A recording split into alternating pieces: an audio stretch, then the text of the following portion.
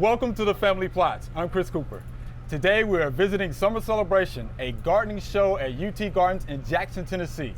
And while we were here, we got some good garden questions and we're going to answer them today on the show.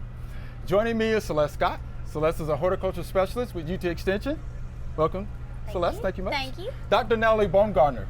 Dr. Natalie is a consumer horticulture specialist with UT Extension, and Joseph Segal is here with us today. Joseph Segal is a commercial horticulture agent in Shelby County. Thanks for joining us. Yeah, super glad This to be is here. going to be fun. Yes. This is going to be fun. We have some great questions from our gardeners that are here today. Thanks, y'all. Thank y'all so much. Are y'all ready? Y'all ready? Y'all ready for the first question? Are y'all ready? Y'all ready? All right. So here we go. Here's our first question from Logan. How do you deal with red and gray clay in your soil? Okay. So, Celeste, what do you think about that? Sure. Okay, I'll start us off. start us So off. I can speak on authority from this because I have a lot of clay soil in my garden area Right. at home. So I can tell you from experience, if you have gray clay, I want you to use all your senses. I want you to get down there, dig into that soil, and give it a little smell. It probably has kind of a putrid kind of aroma to it, okay? This is an indication that your soil is completely saturated and it has gone anaerobic. There is basically no space for air in that soil profile, and so some plants are going to struggle to do well in that garden space. So if that is the type of soil you have, it can be hard to amend that, to change that. Some things we could do, maybe consider focusing on redirecting some drainage so that, you know, if you've got a downspout coming out right into that area, let's put some downspout extenders on there to move that water to a different area. That could help. We could add organic matter. That would need to be incorporated, but it's still going to be hard to fight that. So I would be more inclined to just select some plants that are going to do better in a boggier type garden space, right? Something that can tolerate that type of soil condition. So that's where I would go as far as kind of the gray take on that goes. Okay. Now, Joseph, you and I talked about this earlier, so what did you think about the question? Yeah, like Celeste said, the first thing that popped in my mind was a drainage issue. It's really wet, very saturated. So yeah, selecting plants that are, you know, going to take up that water, boggies, you know, rain gardens, type of thing. Right. You know, by trade, I'm a landscaper, so the first thing that pops in my mind is we need to do some drainage, right? You know, I put in a lot of drainage in my time, so you know, that's what I'm going to lean towards too as well. And then the sand, the red color is probably just sand. You know, I wouldn't think that would be an issue. You know, sand is good for drainage and it's good for the plant roots to get into there. You know, it's big open spaces in the pore space. So I will say if it's red sand, that could be an indication that there's been a lot of construction there. They'll use that for like backfill, things around foundations of homes, or if you've had a driveway or any kind of like sidewalk or impervious surface put in. But as you move across the state, soils change colors, and so we've got red clay. That's a beautiful red clay in East Tennessee. Yeah, and lots of times when I see, like, all of my tripods are in gorgeous, if you love it, red clay. And to me, often what that indicates is there may have been some erosion. If I'm not seeing really any darker color in my upper layers, then I'm growing in a site that there's been some erosion. And so actually my drainage is pretty good through the profile. And so it's more of an organic matter addition issue. So I'm looking for, over time, some slightly brown there on on the top of that. Okay, that is good. I hope that answered Logan's question. Now, I will say this about clay. Don't curse clay though, because you actually need clay because it holds nutrients, it holds water. So it's not a bad thing. It just needs to be broken up from time to time by using organic material. Right? Yeah. So there you have it, Logan. We thank you for that question. All right, here's our next question. Y'all ready? This is interesting. How do I stop moles, voles, or mice from eating my sweet potatoes? So Natalie, we're going to start with you on this one, right? So moles, voles, or mice from eating sweet potatoes? I mean, when we talk about those wildlife issues, I just think exclusion is really our best bet.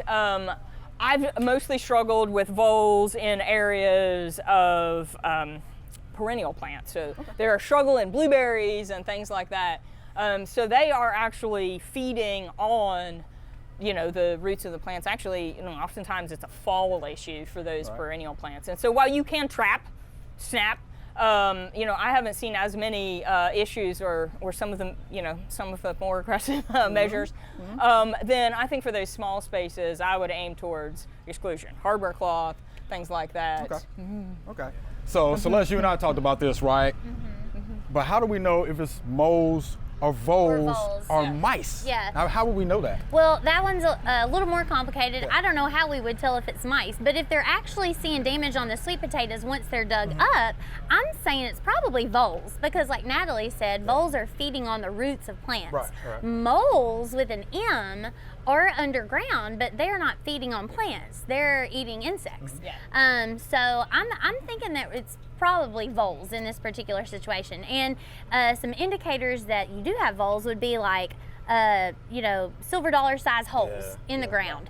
And then sometimes you can see actually where they have like a little path that's trotted down between the holes. Just a little trail. It's like a little trail, like a little run, because they're underground feeding, but then they run on top of the ground and then dart right back into the next hole.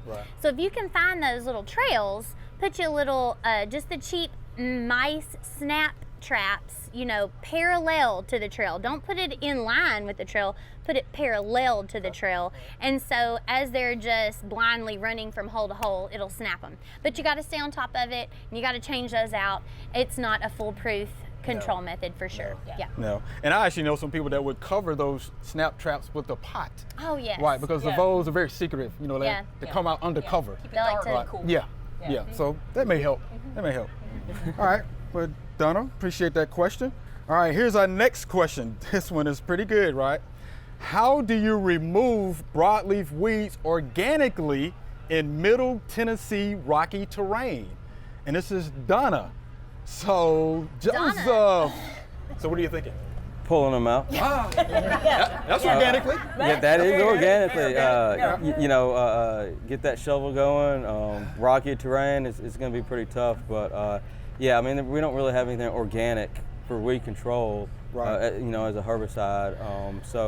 Definitely doing, except for a pre-emergent. You can always, pre-emergent would be a good thing. It's not really organic, I guess, but it's an option if you want to go that route. But pulling the weeds out, digging them out by hand is going to be your best bet as organic. Wow. We do have some organic product that can have some herbicidal effects, like vinegars, strong grade, acetic acid, but it has to be sprayed directly on the plant.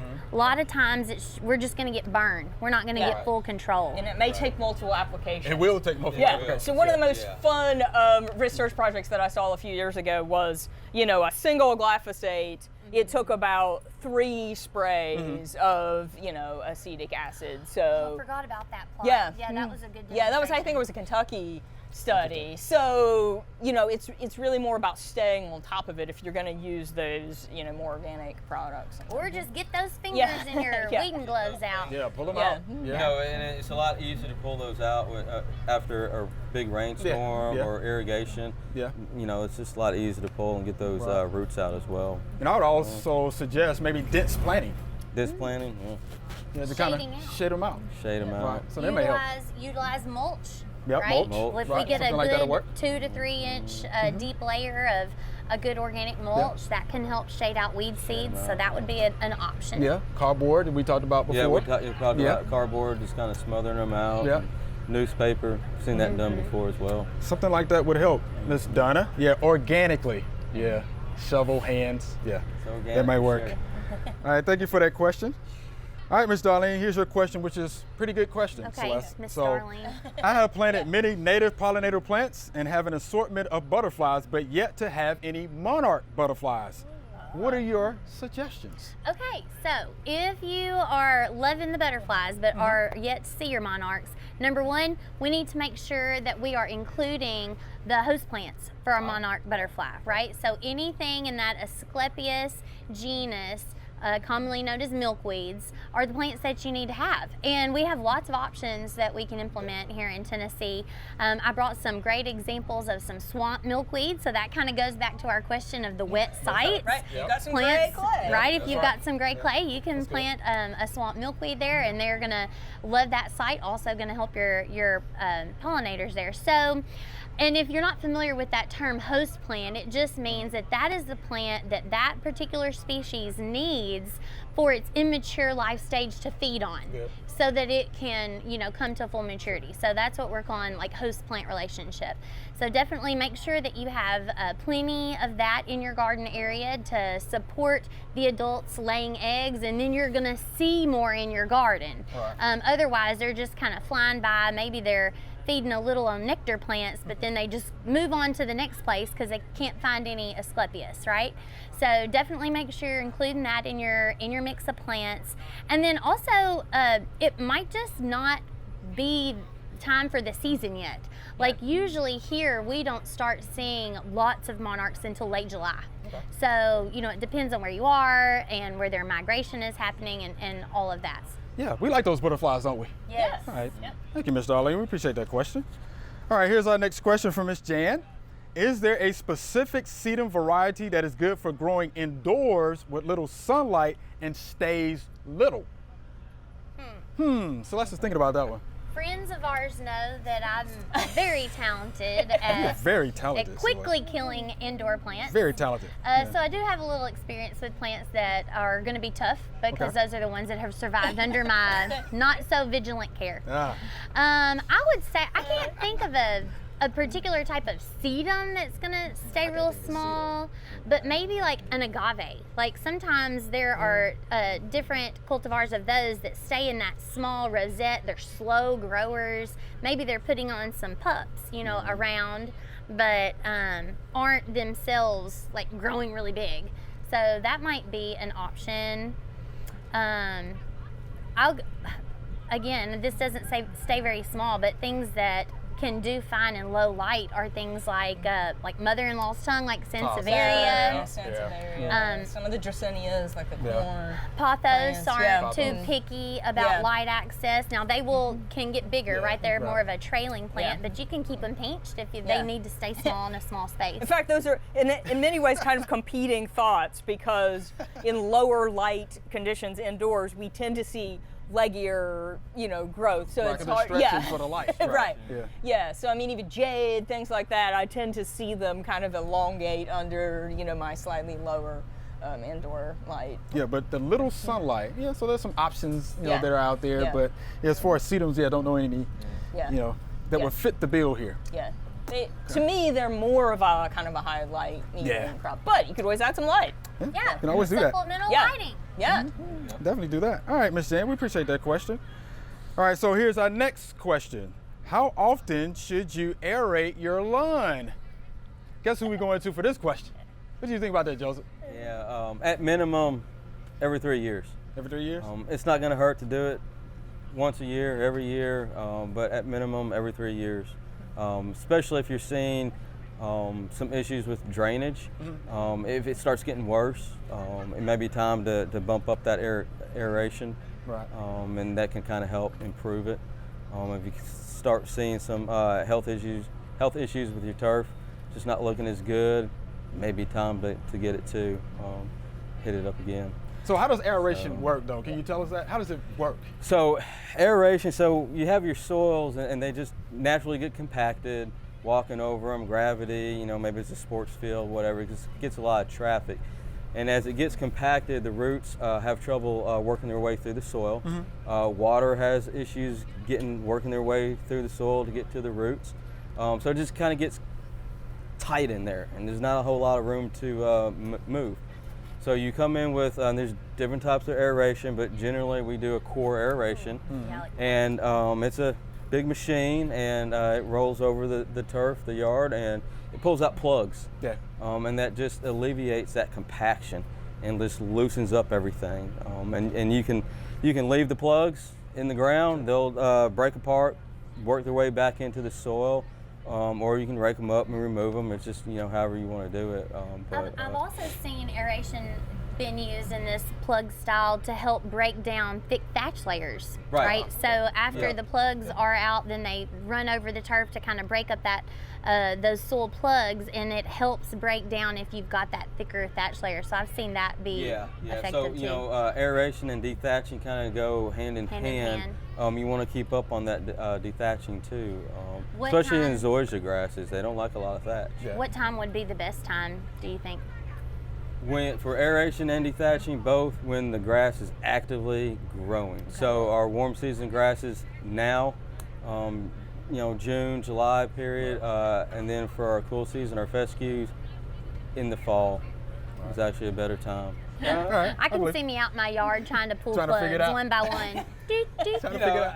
good and exercise. I've done that too. You know, where you can't get around the houses or buildings, the corners. You just take a pitchfork, you know, and just kind of break that up a little bit. So Okay. got a small area, you can do things like that as well. All right, thank you, Joseph. We appreciate that. So here's our next question.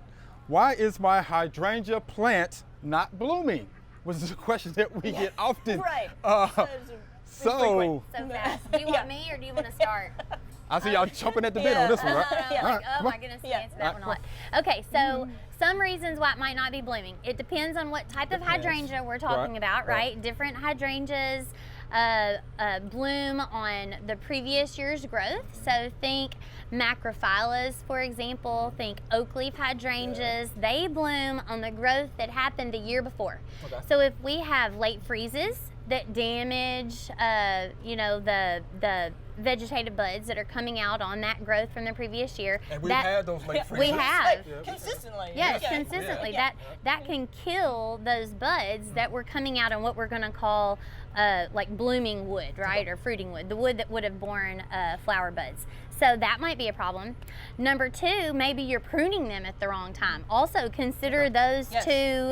two species of hydrangea. If you are pruning them, say in late fall, or not late fall, late winter, when we are pruning the majority of our woody plants in the landscape, you might be cutting off all the blooming wood, right? Yeah. So I think those are probably your two main reasons for not bloom. Now, Annabelle hydrangea, well, arborescens hydrangeas, a lot of people call them Annabelle, and our paniculata hydrangeas, those sun-loving hydrangeas, they bloom on current year's growth. So late freezes are not an issue for them, and improper pruning time is not really an issue for them either, because they're going to be able to grow vegetative growth during the growing season, and that is the vegetation that the blooms are going to be born on. So if you're having problems with bloom on those two types, I don't know what your problem is. Yeah. What's your problem? Okay. Hydrangea may not be your crop. Yeah. Paniculata is not Yes. doing well for you. Oh, Yeah. and the Yeah. other thing, I do get this question a lot. Their macrophyllus aren't blooming, but they, you know, they haven't pruned them and they didn't get a Oh, late yeah, freeze. that one.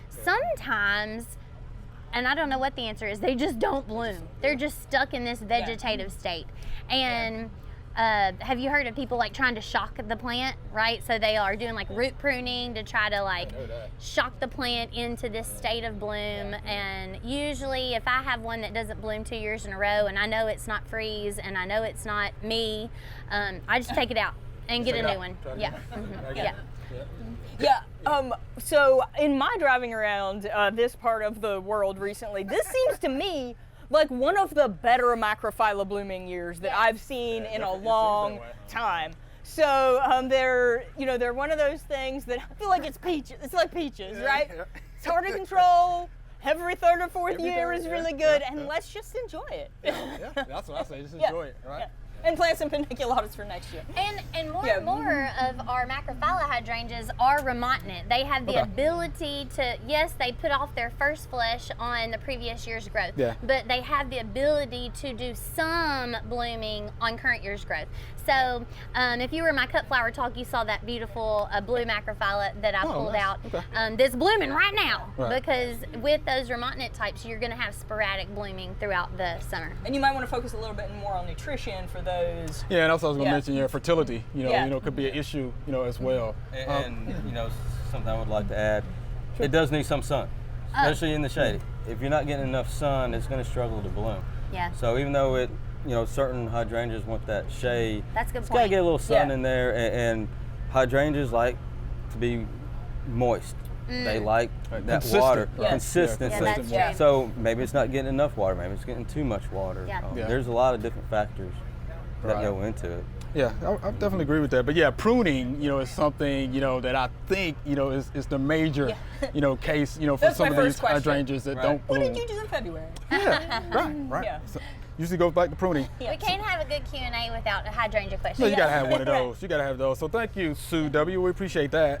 And you can't have a Q&A without this next question. So it's actually about roses. Okay.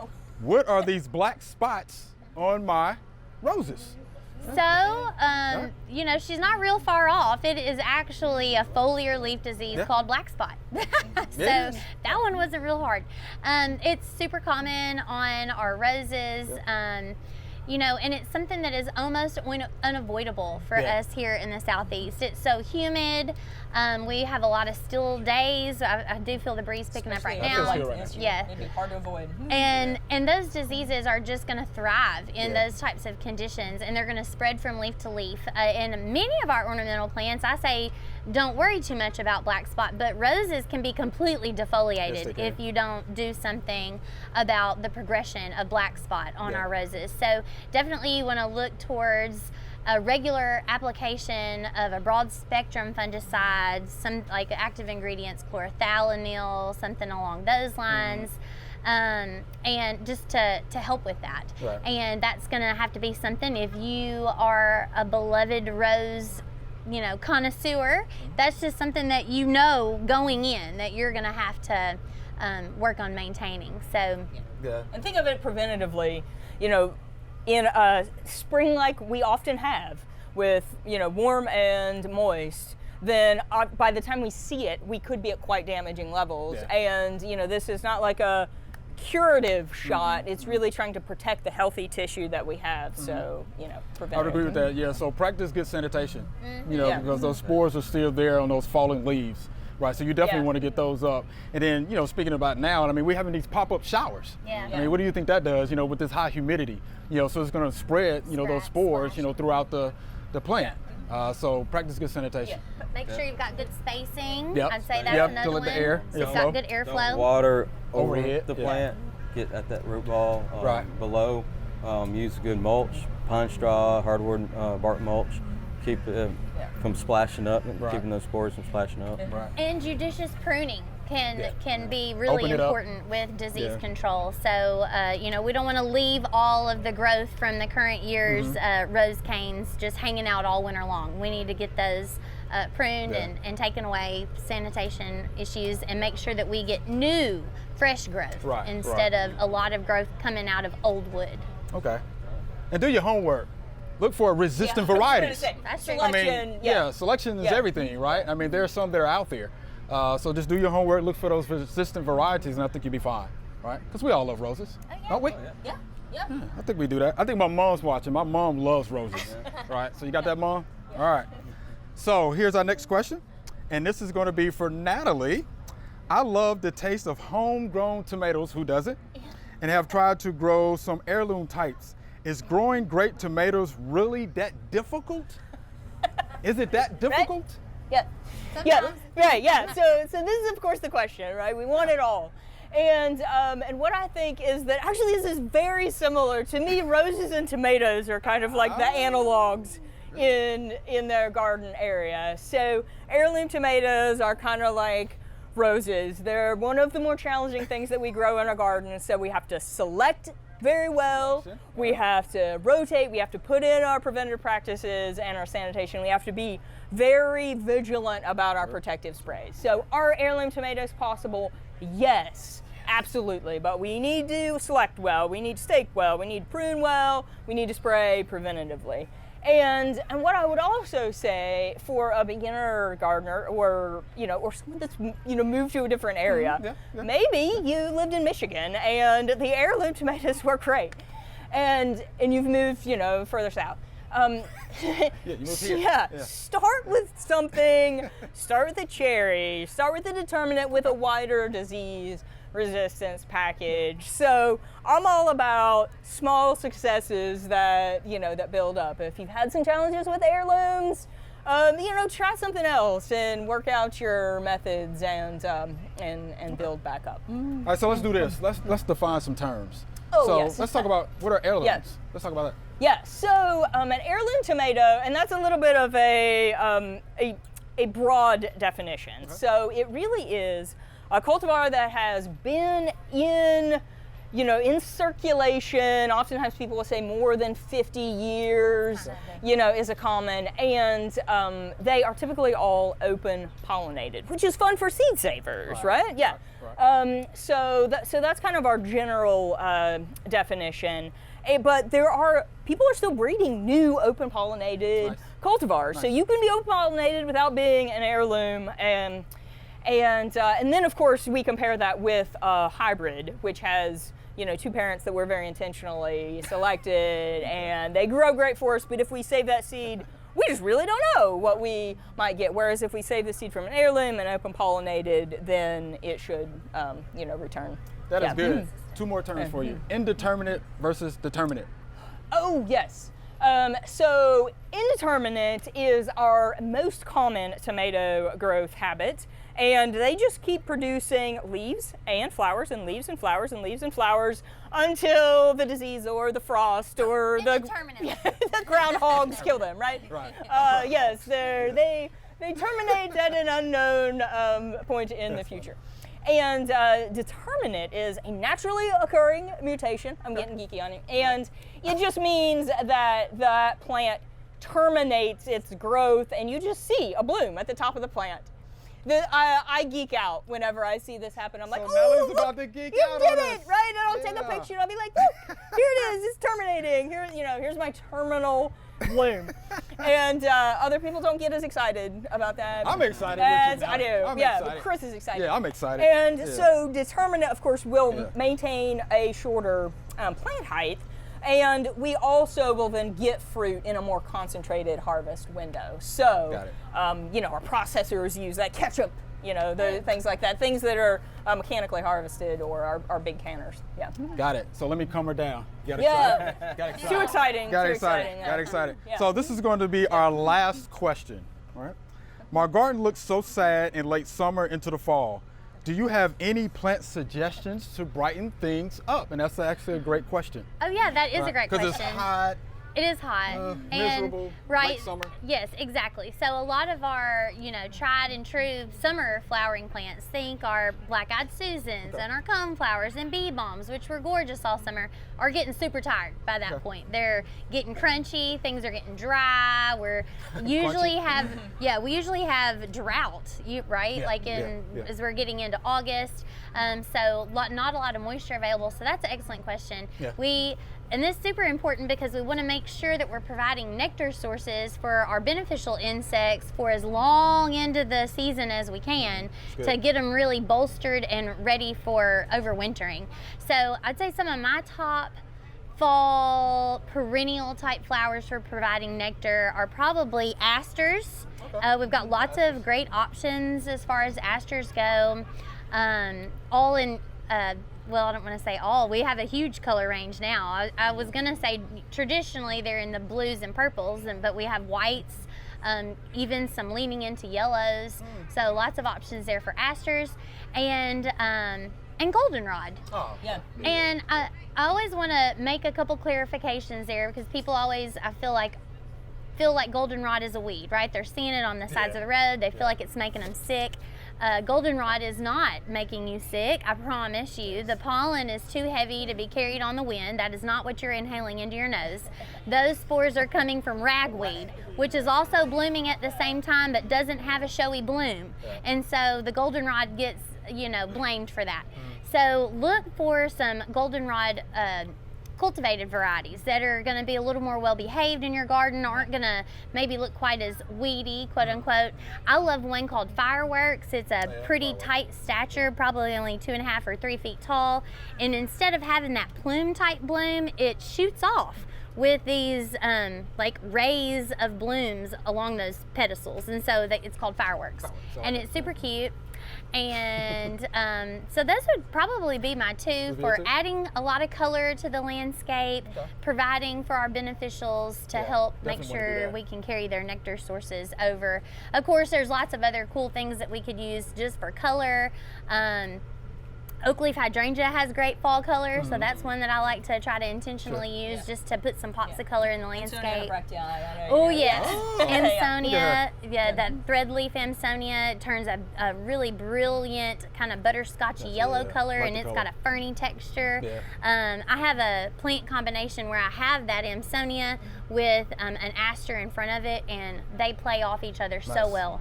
So lots of opportunities for color in the fall landscape. The salvias, I feel like, I like some of the you salvias. know, and even just like lantana, I feel like is one of the strongest ones. Goes.